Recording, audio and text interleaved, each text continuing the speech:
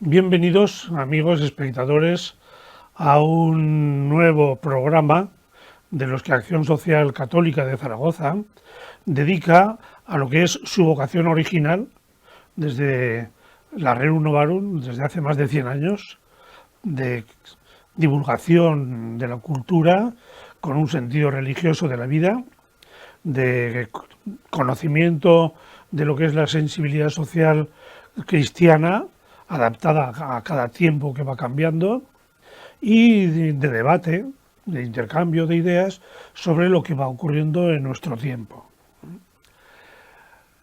Decir en Zaragoza Jesús María Alemany es evocar a muchas personas una historia de la vida cultural zaragozana, es evocar jesuitas y es evocar también Centro Pignatelli, ese centro que ya va a hacer 40 años de historia y ha vivido años muy complicados, muy complejos, ha ido evolucionando y que todavía sigue vivo y muy vivo en nuestra ciudad.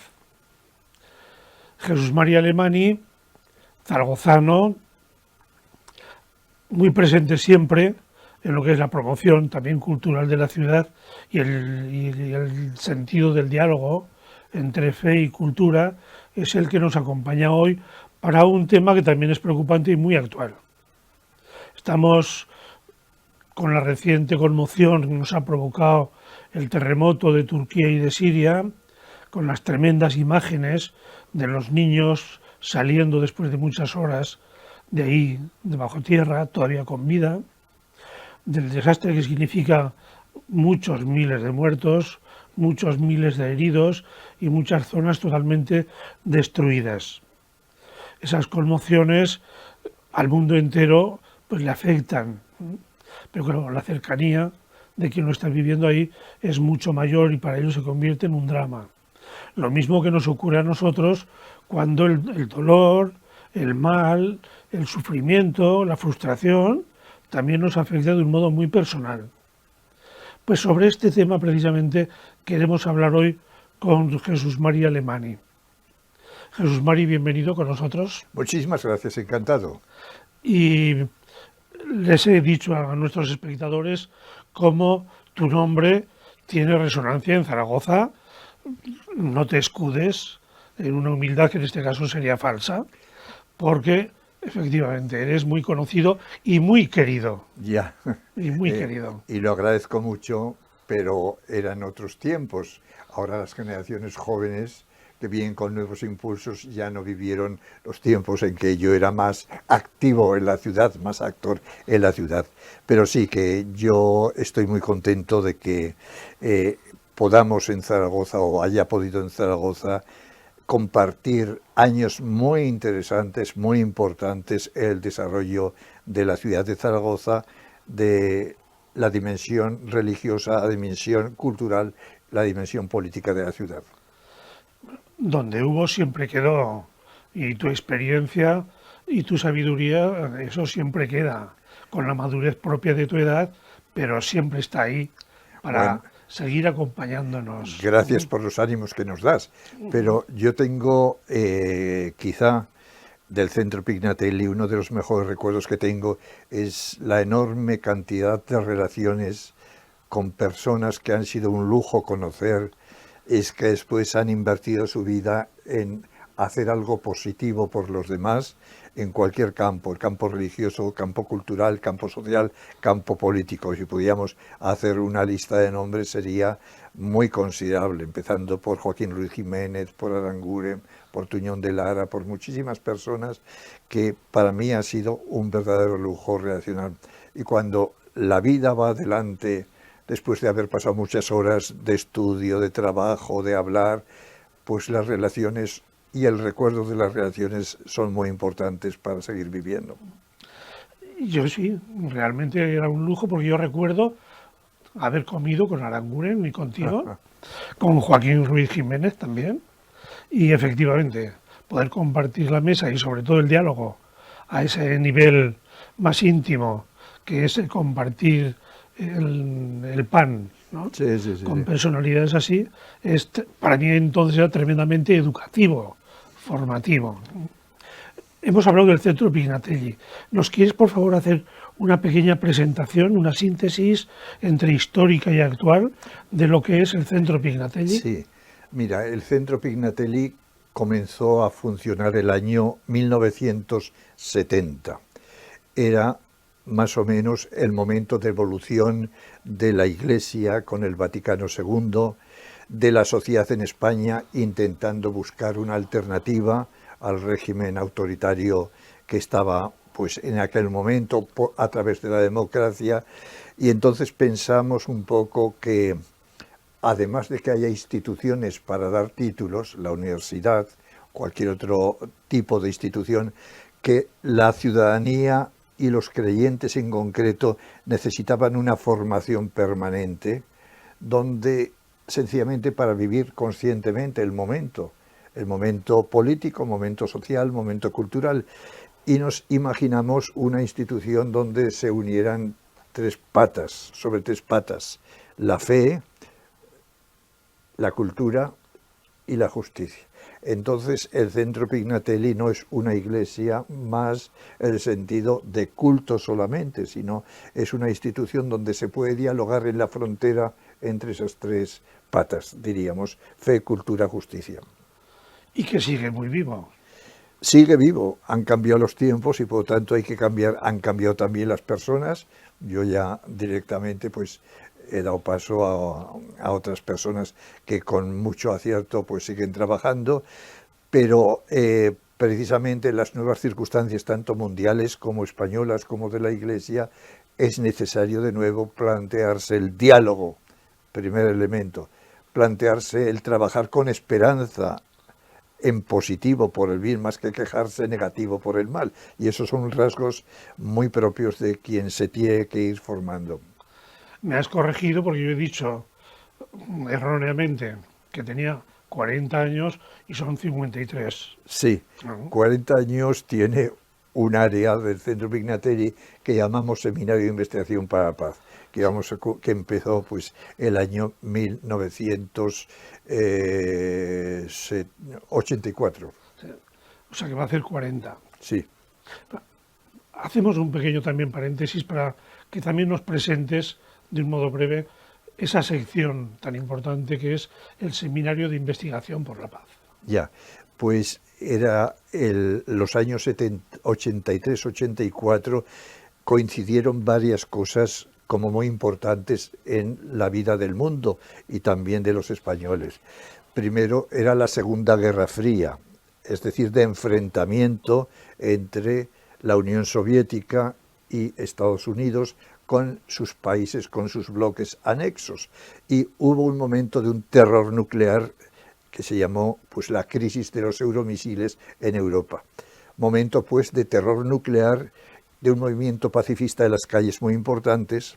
Segundo, Aragón era una región súper militarizada, en el sentido de que se formaban la Academia General Militar, todos militares del Ejército de Tierra, en Jaca, Escuela Militar de Montaña, Operaciones Especiales, base aérea de utilización norteamericana, etcétera, etcétera, etcétera. Y luego además, pues, estrenaba Aragón gobierno autonómico, era el primer gobierno autonómico. Y en aquella situación el gobierno autonómico, al hacer el proyecto cultural, creyó necesario no solamente un proyecto cultural de ideas más o menos abstractas, sino poner la paz como elemento, diríamos, de diálogo, de estudio, de cultura, de forma que fuera no solo algo visceral, unos por la paz, otros contra la situación aquella, sino algo donde hubiera diálogo respetuoso y tuviera. Entonces el gobierno de Aragón nos pidió al Centro Pignatelli que iniciáramos algo que no sabíamos que iba a ser, pero que fundamentalmente era tomar la paz como un objetivo y para eso analizar, debatir, dialogar con rigurosidad y con respeto, y es lo que hemos hecho a través de... Hemos creado una de las bibliotecas mejores de España en los temas de paz. Paz no es lo contrario de la guerra solamente, ¿no? También es derechos humanos, es derecho humanitario y muchas otras cosas, ¿no? Entonces, todo el mundo está invitado tanto a trabajar utilizando los materiales que tiene el seminario, como a participar en alguna de sus actividades hacia afuera. Una sección que es enormemente importante, que tiene ya 40 años Va a prácticamente, tenerlo, sí. de investigación por la paz y de crear sobre todo una cultura, ¿no? Y una sensibilidad. No solo debe expresar el gusto por la paz, sino de ir creando una Claro, cultura que trabaja, claro. que va sembrando prácticamente el sentido de una lucha concreta por una paz, ¿sabes? Por una pacificación de nuestras conciencias y de nuestras sensibilidades. Sí, sí. Si me permites una cosa todavía, Sí.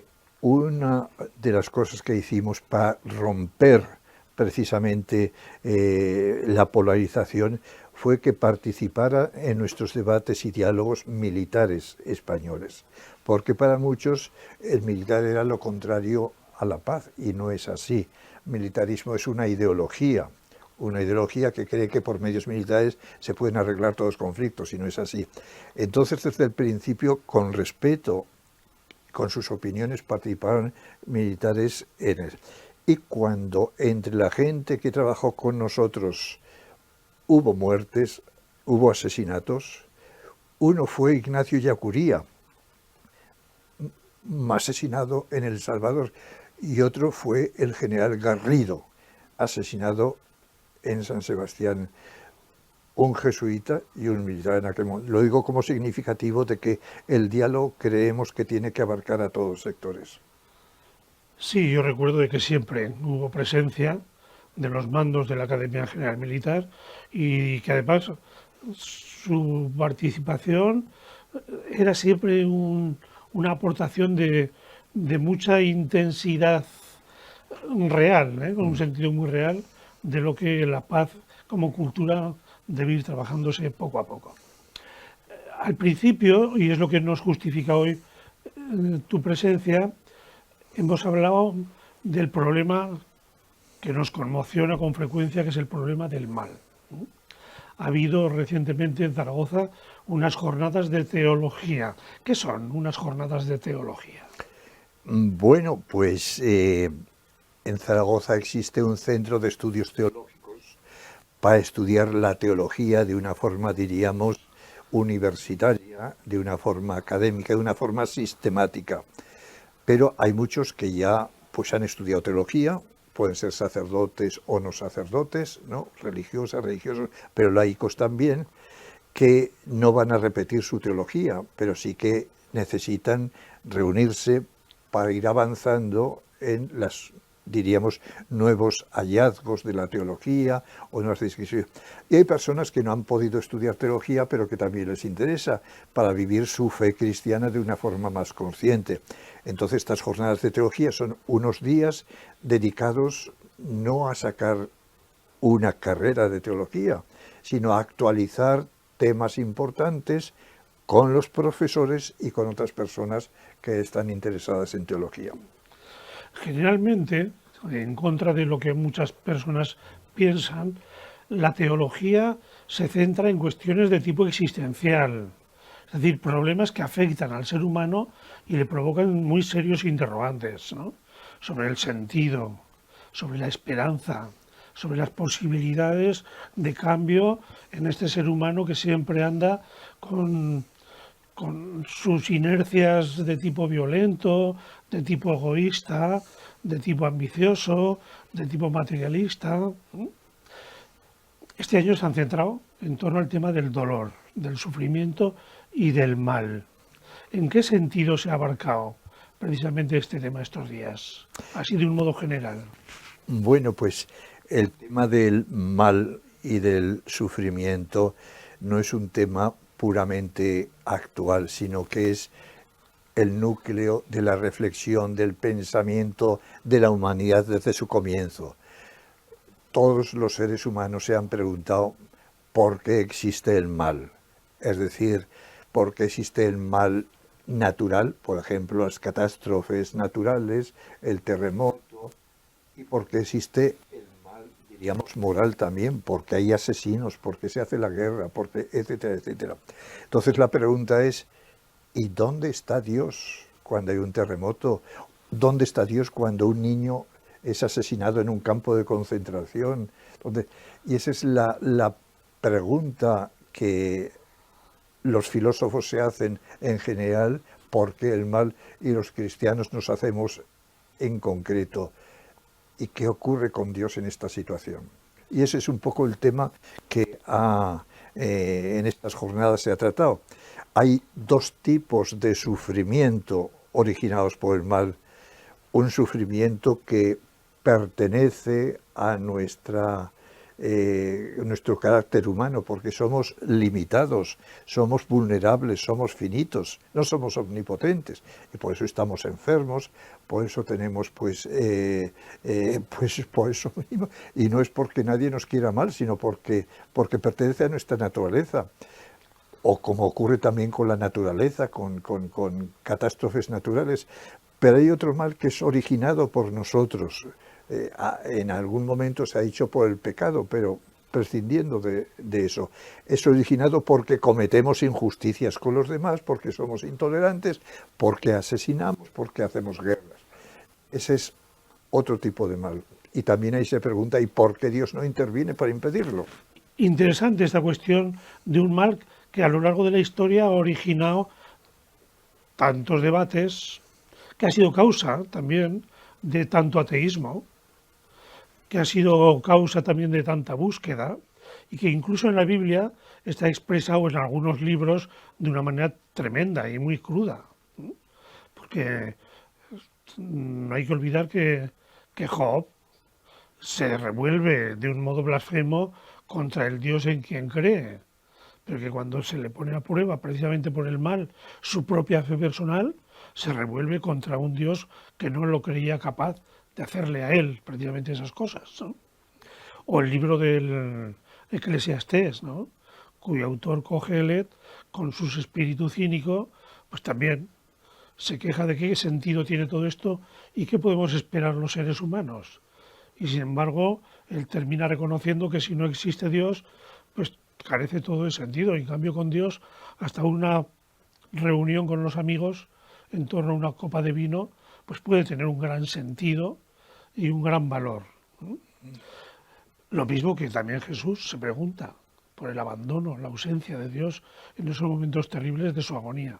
Claro, no podemos olvidar un poco que el comienzo de la reflexión sobre quién era Jesús, una vez ya después de la resurrección, es decir, los primeros siglos del cristianismo, en concreto el siglo III, era cómo puede ser Dios, Hijo de Dios. Jesús sí sufrió, es decir, si es Dios no puede sufrir, y si sufre es que no es Dios, que ese también fue el punto de partida.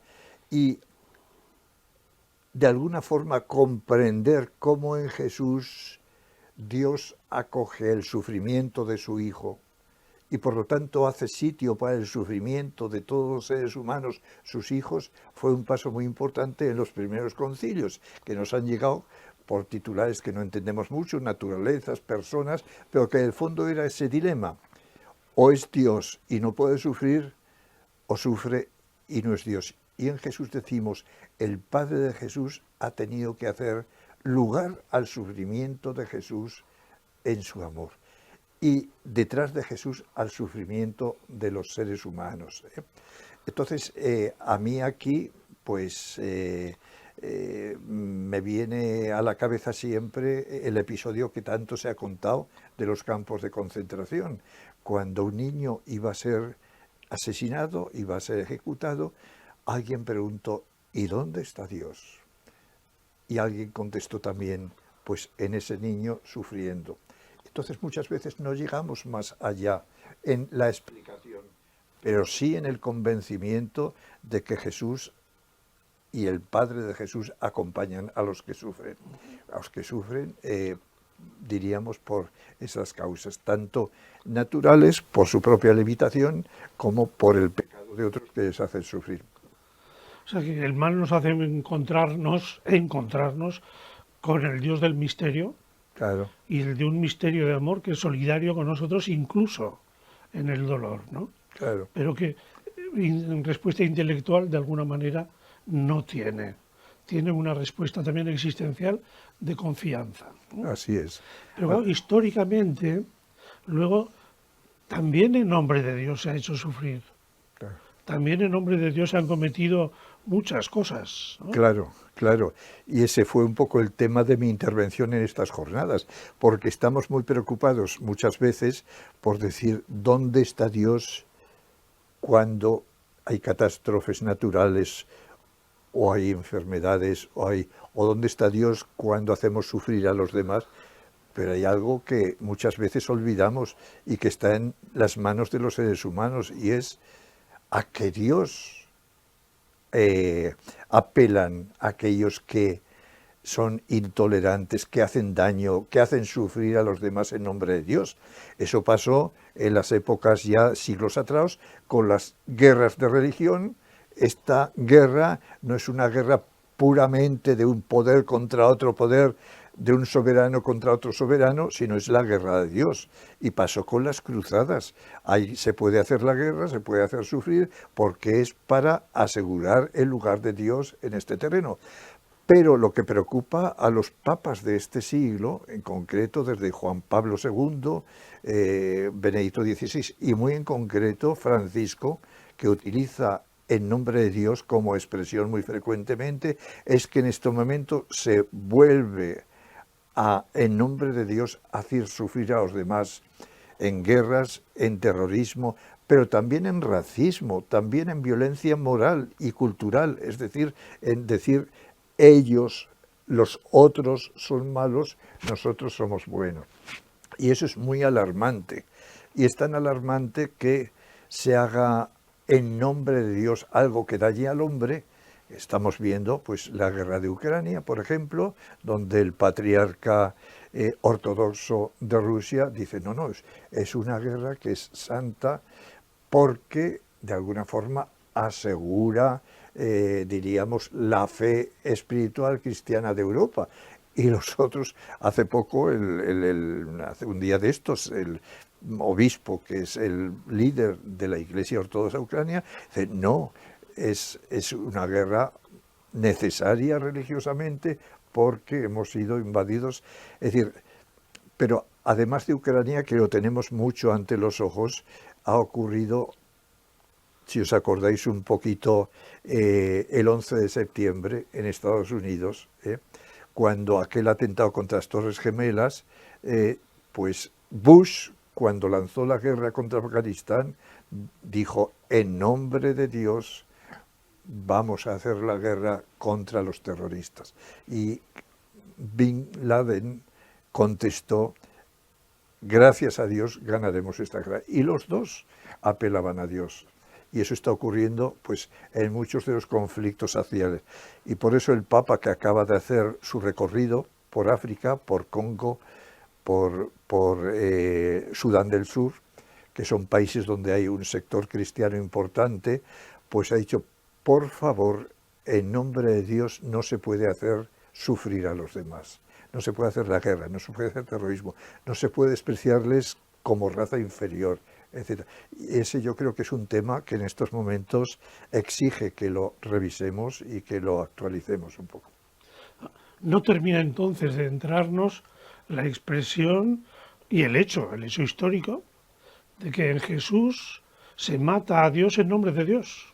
Claro, Se utiliza, se instrumentaliza y se justifica las claro. mayores aberraciones en nombre de una razón que absolutizamos y que creemos buena, pero que en realidad es interesada. Sí, Es buena para nosotros, pero no es buena en sentido humano, ¿no? claro, sí. Entonces, Claro, sí. Y en el fondo existe un mecanismo por el cual dividimos la humanidad en, diríamos, en dos sectores. Nosotros, que somos buenos, y los otros, que son malos. Entonces, utilizamos el nombre de Dios para nosotros, porque somos buenos, somos el bien, contra los otros, porque son el mal.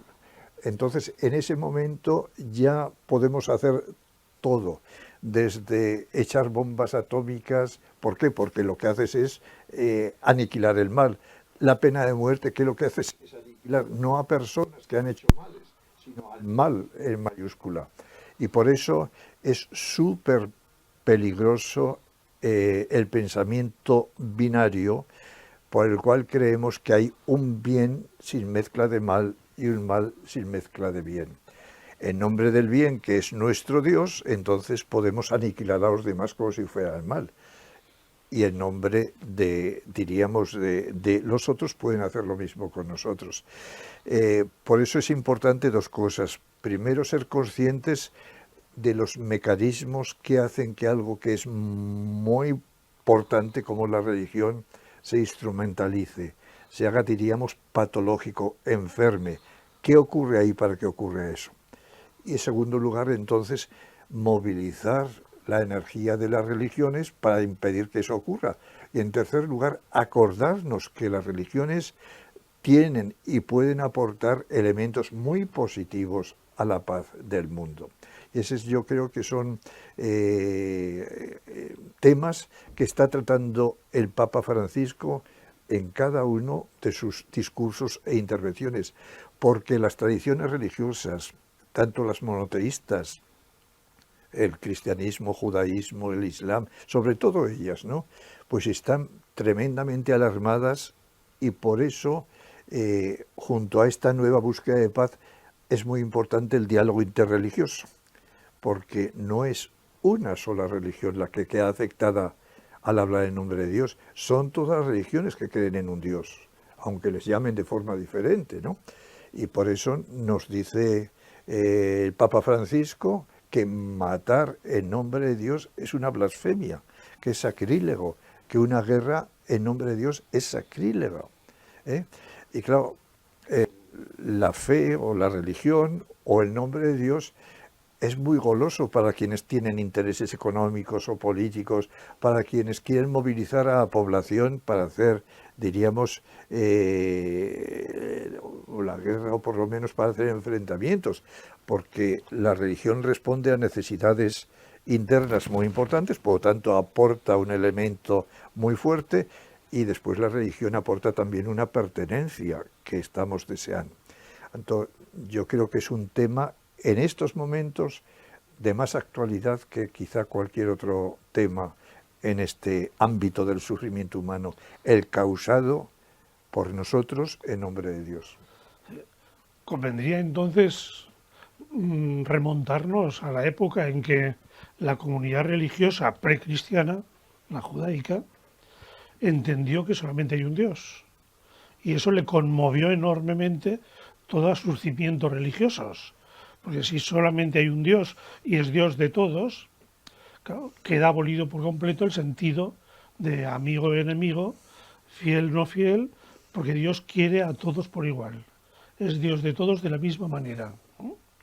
Y en ese sentido sería recomendable releer ese pequeño libreto tan fantástico, fantástico por genial y fantástico porque es pura imaginación, del libro de Jonás, ¿no?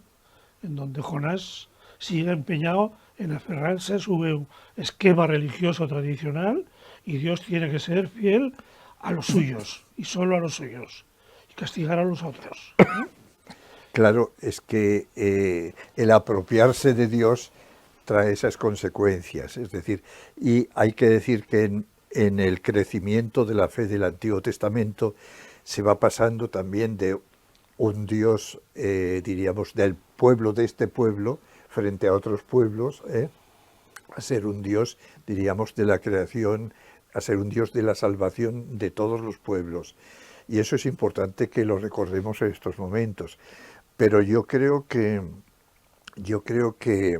más que desde teorías, tenemos que actuar como hizo Jesús desde la realidad de la base. Es decir, desde hechos concretos, elevarnos a reflexiones. Más que desde reflexiones, llegar a hechos concretos.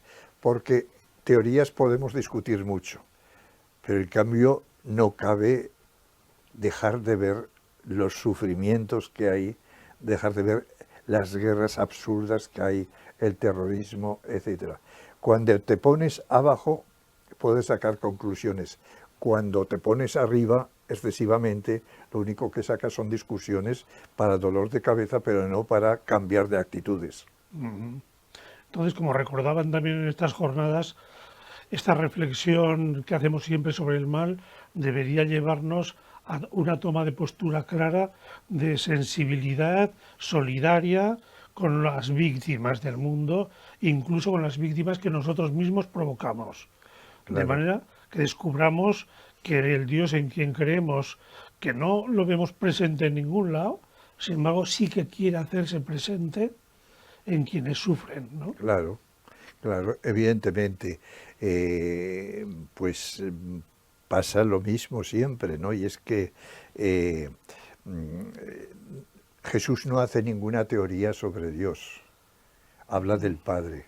Lo que sí que hace es decir que es Dios Padre cuando está con los pobres, cuando está con los leprosos, cuando está con unos y con otros.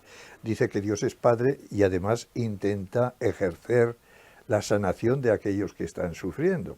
Entonces, es una cosa que insiste mucho Francisco, y es que hay que ir de abajo arriba, de tocar tierra a sacar las conclusiones, porque podemos estar eternamente debatiendo sobre las teorías, sobre la doctrina, pero no podemos debatir sobre la realidad de que hay un niño que está muriendo porque no le ha llegado la vacuna, o de que hay una guerra pues que no hay forma de parar. Y de ahí tenemos que llegar a ver qué es lo que hacía Jesús ante esa realidad, ¿eh? Qué es lo que hacen los cristianos. Yo creo, y eso pues me atreví a decir en las jornadas, que en este momento hay varias cosas que las tradiciones religiosas, sobre todo las monoteístas, que estamos pues invitados a aportar al mundo. Un primero es que la creencia en un solo Dios.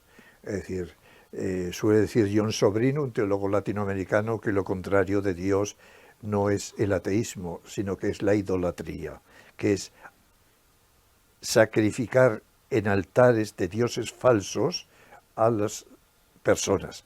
El dios del poder, el dios del mercado, el dios de la organización, el don de la patria, el dios de la etnia, etc. Por lo tanto, decir, no hay más Dios que el Padre de Jesús, es o que Alá o que Yahvé. Es una contribución importante. Lo demás no se puede sacrificar en otros altares a las personas humanas. La segunda colaboración que se puede hacer, yo creo que es, si estás cerca de la realidad y la ves desde abajo, desde los que sufren, aportar una visión de la realidad. Porque ¿qué es lo que se nos entrega como diagnóstico de la realidad? Lo que se ven desde los líderes de la política, desde los líderes de la economía, los líderes de los partidos, es decir, desde arriba. Y entonces esa visión no llega a la realidad de los que sufren. Y eso es importante, el llegar ahí. Y una tercera aportación que hay importante también es, hoy día, tan importante, es estar cerca de la creación, de la naturaleza, del medio ambiente, porque no existe comunión con los demás si no existe comunión con la casa común de todos, que es el medio ambiente.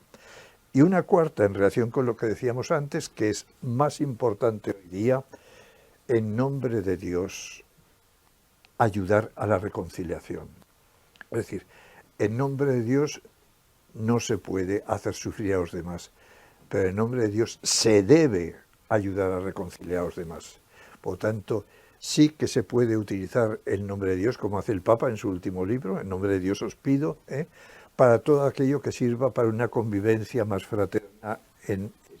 Y eso es muy difícil hacerlo en otros ámbitos que no el religioso. Cuando después de un enfrentamiento violento hay, diríamos, un proceso de paz, pues empieza por cesar la violencia, el alto el fuego, por reconstruir. Pero al final siempre quedan las personas con una historia de enfrentamiento que no se pueden quitar. Entonces, esa reconciliación de las personas tendría que ser una especialidad de nosotros, de las personas religiosas. Por tanto, algo así como el resumen que yo haría, es decir, sufrimiento en nombre de Dios hay que rechazarlo, pero no solamente nos queremos quedar en esto, sino reconciliación en nombre de Dios tendría que ser nuestro objetivo, nuestra tarea en el momento histórico en que vivimos.